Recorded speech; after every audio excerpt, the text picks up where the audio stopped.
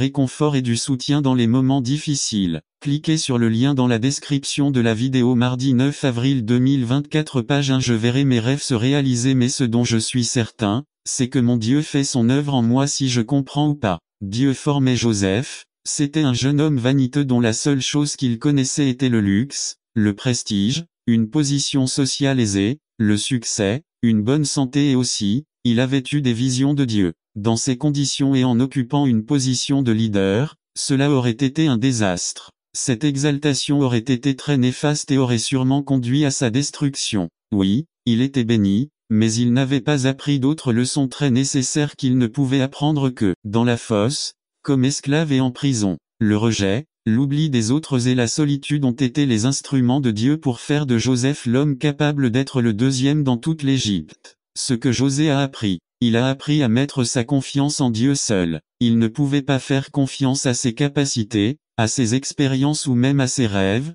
uniquement et exclusivement en Dieu. Genèse 41:16. Dieu lui a montré sa capacité à le garder, à le bénir et à le faire prospérer même au milieu de tout ce qui arrivait. Ce n'est qu'après que cela émergera, l'homme que Dieu voulait et avec lequel il avait un but, solidifié en Dieu et utile à ses desseins. Malgré les déceptions, les doutes et le découragement, il était désormais prêt à occuper le poste d'autorité aux côtés de Pharaon. Vous identifiez-vous à José? Seigneur, tu m'as dit que tu m'exalterais, que j'avais un ministère et un appel puissant, que tu m'utiliserais et me regarderais là où je suis et tout semble empirer. Chaque jour, pourquoi m'as-tu rejeté? Pourquoi as-tu me vendu? Je t'ai prié, je t'ai été fidèle, je t'ai servi. Que se passe-t-il, mon Dieu? Ne désespérez pas, Dieu travaille en vous et le jour viendra où ils verront qui vous êtes vraiment, celui en qui est l'Esprit de Dieu. Genèse 41:38.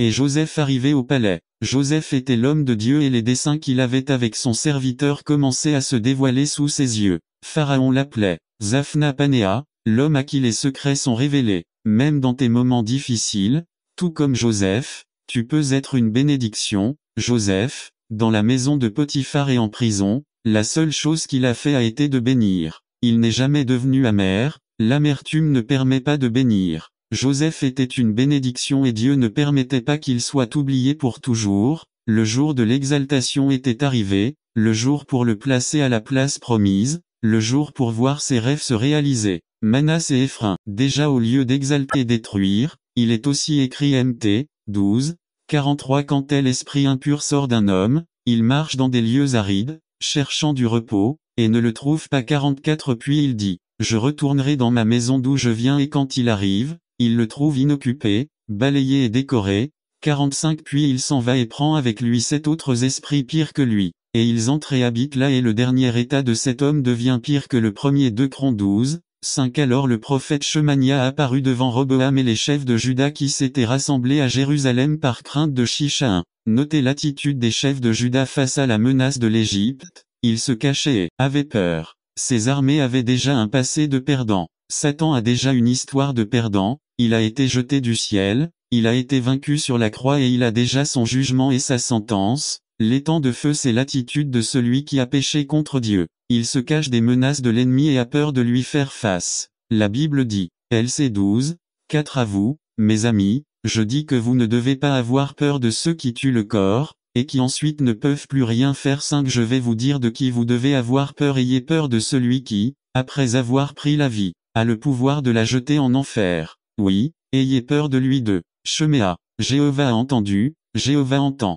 Dieu envoie un prophète qui doit apporter un message de jugement contre Juda à cause de son péché, mais il envoie un prophète qui porte un message en leur nom, un message selon lequel même lorsque la parole de jugement arrive, il y a de l'espoir s'ils reconnaissent leur péché et crient à Dieu pour obtenir miséricorde et pardon. Dieu ne veut pas que l'homme périsse, c'est pourquoi il envoie sa parole, pour que l'homme s'humilie devant lui. Le Seigneur dit, JN 6,37. Celui qui vient à moi ne sera pas chassé. PS 51:17. Tu ne mépriseras pas un cœur contrit et humilié, ô accent circonflexe. Dieu. 2 Chroniques 12:6. Les dirigeants israélites et le roi l'avouèrent humblement. 1. Ces hommes ont reconnu leur péché, l'ont confessé à Dieu et ont demandé pardon. N'attendez pas qu'il soit trop tard. Devenez membre de la chaîne Today et bénéficiez de réconfort et de soutien dans les moments difficiles. Cliquez sur le lien dans la description de la vidéo. Mardi 9 avril 2024 page 2. Dieu les a écoutés et leur a pardonné leurs péchés. 3. Puisque tu as montré ton humilité, je ne vais plus te détruire. Dans peu de temps, je les libérerai. Application. Quanta persona astawa, SVDI accent aigu a, qui, en est lugar peu de mots de cirte u accent aigu, au Jéhovah, nos HAS prosperado, nos HAS dado todo quanto emo necesitado, con gratitude corazon te servimo dandot la gloria a ti en todo y por tout. Toi, ô accent circonflexe Jéhovah, tu nous as donné la force d'avancer dans la vie et d'en sortir plus que vainqueur. Toi, ô accent circonflexe Jéhovah, tu nous as donné un nom, car avant de te connaître, nous n'étions personne. Sans toi, ô accent circonflexe Jéhovah, nous ne sommes rien, nous ne pouvons rien faire et nous ne savons rien. Si quelqu'un a besoin de venir dans la présence de Dieu pour reconnaître son plan et qu'en parler, nos activités de tout ce qui concerne notre religion s'élèvent comme un parfum agréable à Dieu. N'attendez pas qu'il soit trop tard. Devenez membre de la chaîne Today et bénéficiez de réconfort et de soutien dans les moments difficiles. Cliquez sur le lien dans la description de la vidéo. Mardi 9 avril 2024 page 4 3 heures d'obscurité résumée. Lorsque Jésus était sur la croix, il y eut 3 heures d'obscurité. Quels sont les éléments de cette obscurité et que s'est-il passé pendant cette obscurité? Par Gary Huckabee 3 heures d'obscurité par Gary Huckabee des évangélistes. Des textes actuels Matthieu 27 45 à 52 depuis la 6e heure, il y eut une obscurité totale dans le pays jusqu'à la 9e heure. Et vers la 9e heure, Jésus cria d'une voix forte, disant, Eli, Eli, lama sabachthani. Cela devrait dire, mon Dieu, pourquoi m'as-tu abandonné? Certains d'entre eux qui se tenaient là, quand ils entendirent cela, dirent, cet homme appelle Élie. Et aussitôt l'un d'eux courut, et ils prirent une épingle. Il le remplit de vinaigre, le mit sur un roseau et lui donna à boire. Les autres dirent, qu'il en soit ainsi, voyons si Élie viendra le sauver, quand il eut encore crié à haute voix et abandonna fantôme. Et, remarquez, le voile du temple était déchiré du haut vers le bas et la terre trembla, et les pierres se déchirèrent, et ils sortirent des tombeaux après sa résurrection et entrèrent dans la ville sainte, et est apparu à beaucoup.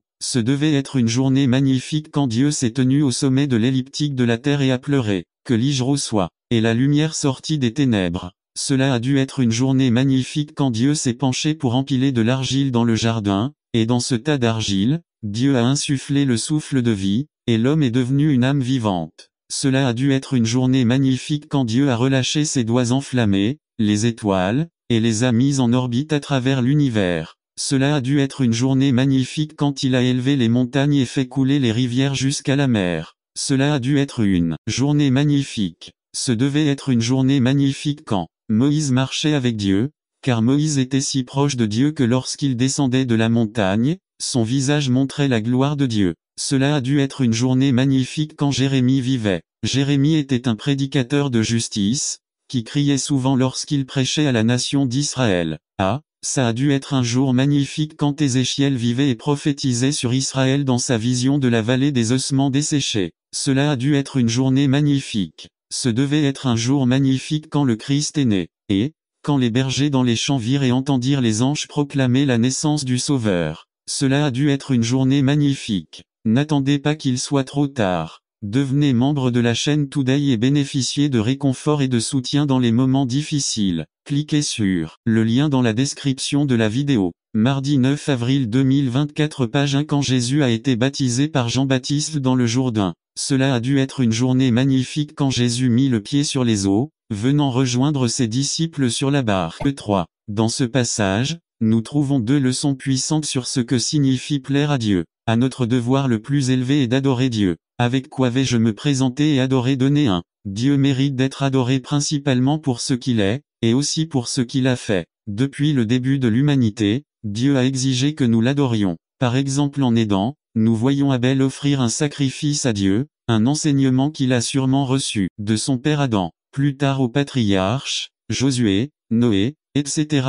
Dans le livre du Lévitique, Dieu a dicté une série d'offrandes et de sacrifices que les Israélites devaient offrir à Dieu pour leurs péchés. Les sacrifices mentionnés ici, à l'exception du sacrifice du Fils, sont des offrandes qui étaient communément données à l'approche de la présence de 11 au temple 3. Aujourd'hui, Dieu n'attend plus ce type d'offrande. Tout ce système de sacrifices et d'offrandes s'est parfaitement accompli en Christ et est donc aboli. Cependant, il existe un type de sacrifice que Dieu attend de nous maintenant que nous vivons. Nouvelle Alliance. Hébreux 13 15,16. Offrons donc toujours à Dieu, par lui, un sacrifice de louange, c'est-à-dire le fruit de lèvres qui confesse son nom 16 et n'oubliez pas de faire le bien et de vous entraider, car Dieu aime de tels sacrifices 4. Le principe est le même adorer, c'est lui offrir ce qu'il exige de nous. B. Pour adorer Dieu, vous devez le faire avec un cœur droit. Il vous a révélé ce qui est bien et ce qu'il vous demande justice, miséricorde, humilité 1. Mais pas tous les actes d'adoration est accepté par Dieu.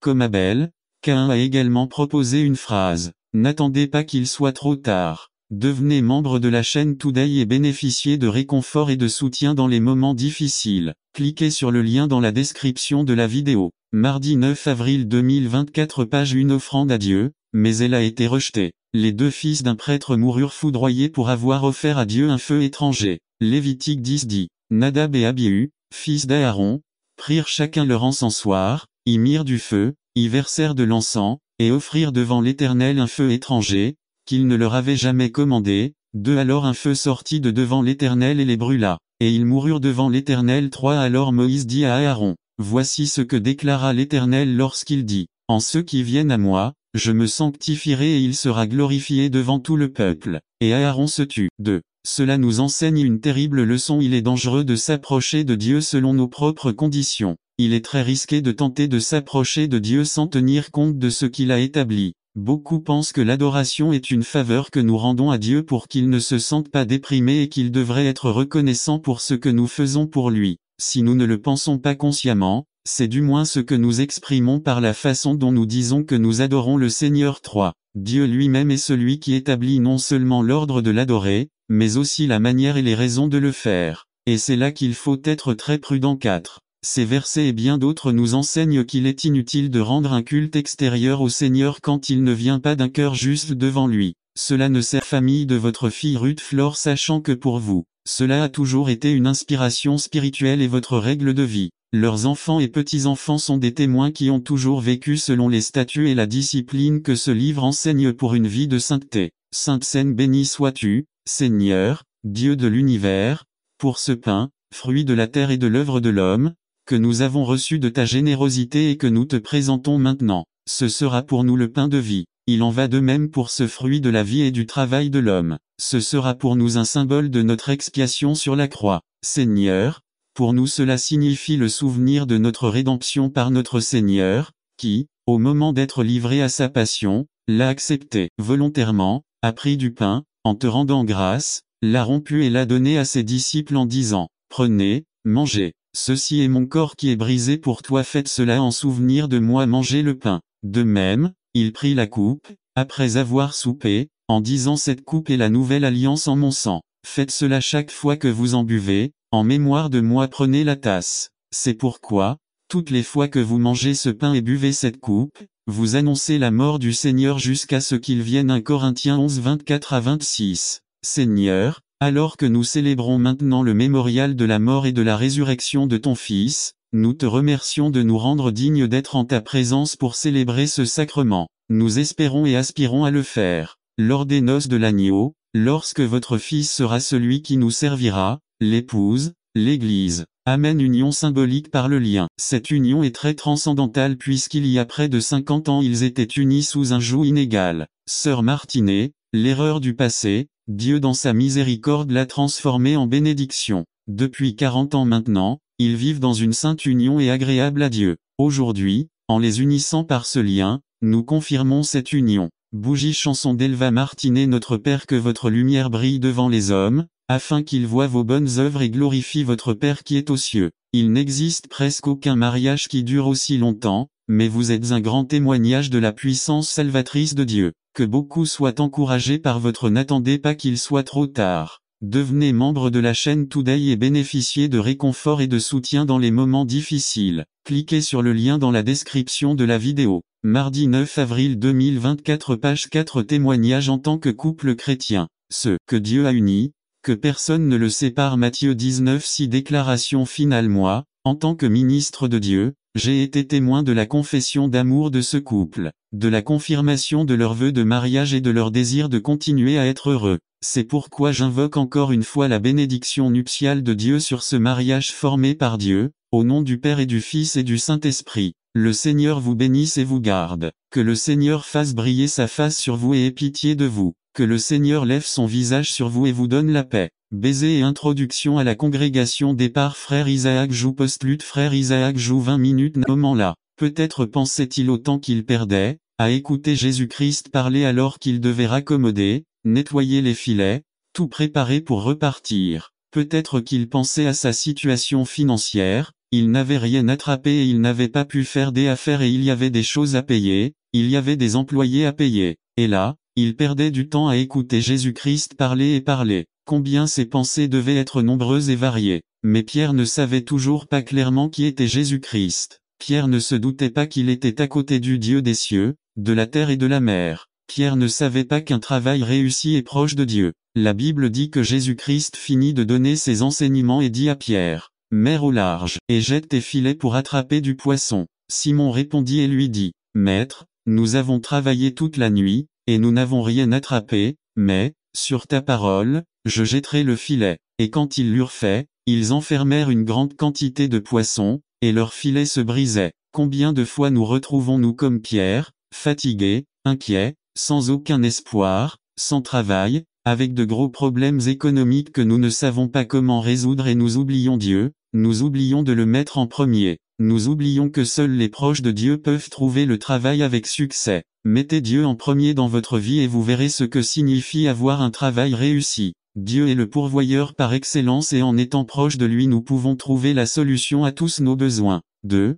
Près de Dieu est la nourriture en abondance. La Bible dit que Jésus-Christ était parti dans un endroit éloigné et désert mais même là, le peuple, les multitudes, le suivirent. Il eut compassion d'eux et guérit leurs malades. Il y avait ces gens qui écoutaient Jésus-Christ et avec lui ils ne se souciaient pas du temps, ils ne se souciaient pas de leurs besoins, ils avaient soif, affamés de la parole de Dieu. Le soir venu, ses disciples s'approchèrent et lui dirent, « Le lieu est désert et l'heure est passée renvoyer la foule, afin qu'elle aille dans les villages et achète de la nourriture. » Jésus leur dit, « Vous n'avez pas besoin de partir, vous leur donnez à manger. » Et ils dirent, « Nous n'avons que 5 pains et 2 poissons. » Jésus-Christ est le Dieu Tout-Puissant, n'attendez pas qu'il soit trop tard. Devenez membre de la chaîne Today et bénéficiez de réconfort et de soutien dans les moments difficiles. Cliquez sur le lien dans la description de la vidéo. Mardi 9 avril 2024 page 3 Jésus-Christ est le pourvoyeur, le Jéhovah-Jire de l'Ancien Testament.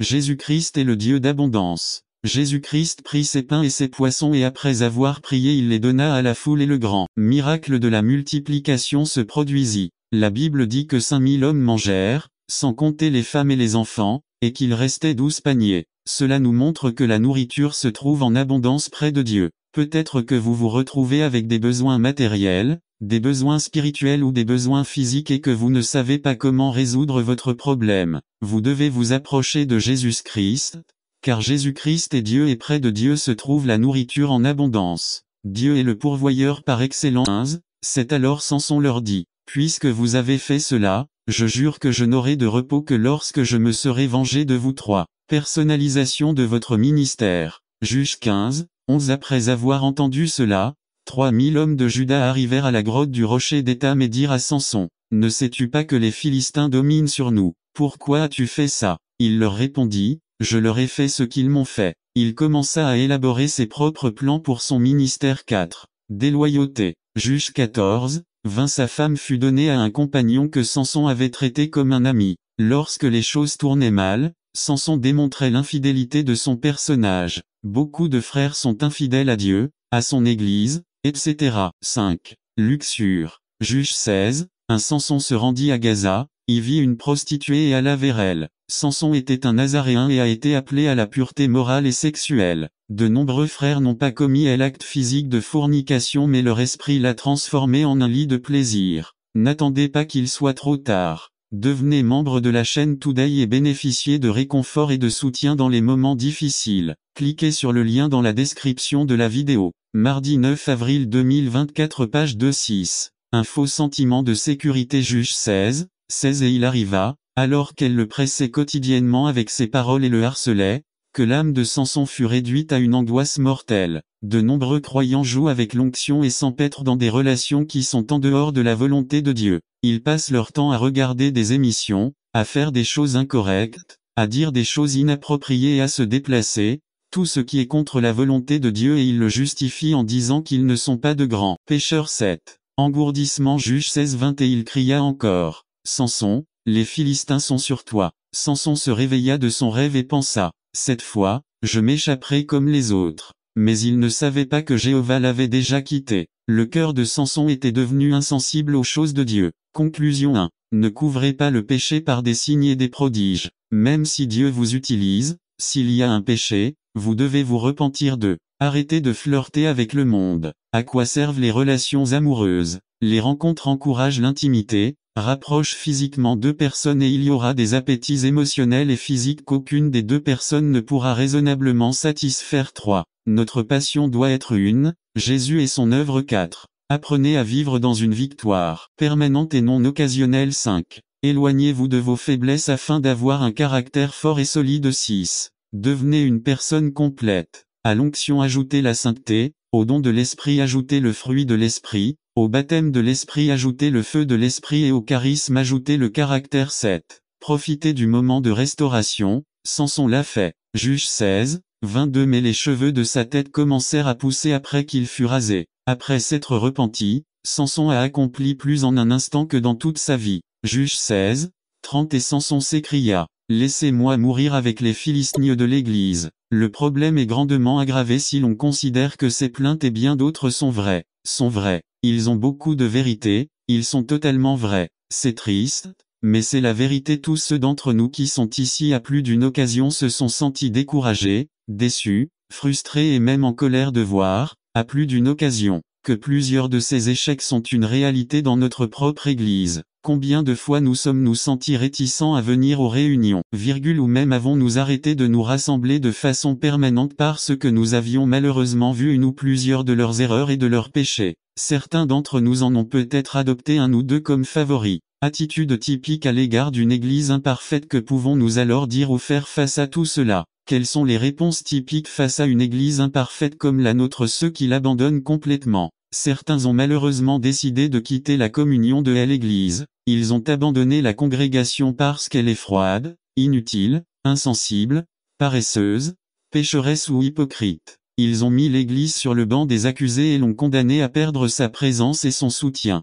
Ils sont devenus ses critiques les plus virulents, voire ses ennemis. Beaucoup d'entre eux ont tout simplement abandonné la foi et sont devenus cyniques dans leur propre vie. Ceux qui recherchent une meilleure Église. D'autres sont allés dans un autre groupe, dans une autre Église, pensant que dans celle-là ils trouveraient ce qui n'y était pas dans la précédente. Durant leurs premiers jours, voire quelques mois, ils sont amoureux, ils sont en lune de miel et ils croient avoir trouvé l'Église, sinon parfaite, quelque chose de très proche. De mon point de vue, ce plaisir ne durera que très peu, puisque toutes les églises par définition sont composées de pécheurs. Le danger est que ces gens qui ont développé des attentes qui n'ont aucune garantie dans la Bible seront bien plus déçus que lorsqu'ils ont quitté l'église précédente. Ceux qui utilisent l'imperfection de l'église comme prétexte parfait pour se soustraire à leurs responsabilités devant Dieu. Ce sont des gens qui profitent du moment pour s'absenter consécutivement ou assister sporadiquement. Arrêtez de lire votre Bible, arrêtez de prier,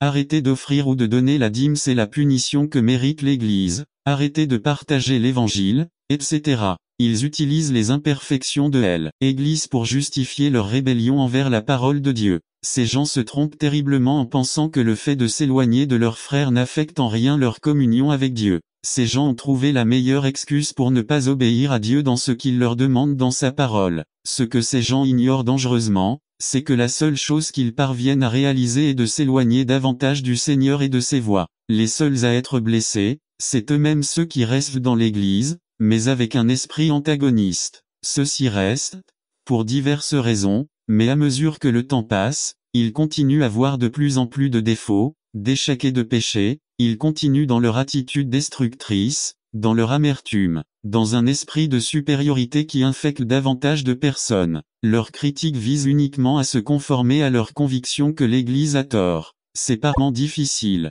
Cliquez sur le lien dans la description de la vidéo. Mardi 9 avril 2024 page 1 2 Tim 2 19 à 21 2 Corps 4 7. Acte 9 15. C'est les êtres humains sont faits d'argile, la boue et de la poussière mélangée à de l'eau. Nous sommes poussière PS 103 14, mais l'eau de l'Esprit de Dieu nous a donné la vie par la foi en Christ. Déclé n'a pas une grande valeur en soi, mais elle peut devenir quelque chose de grand si elle est façonnée par les bonnes mains et dans le bon but. Personne ne peut calculer l'énorme potentiel de la vie d'un individu. La qualité la plus importante de l'argile est qu'elle est soumise. S'il ne se soumet pas aux mains du potier, il sera ruiné. L'argile ne peut pas s'auto-modeler. Il faut avoir le potier.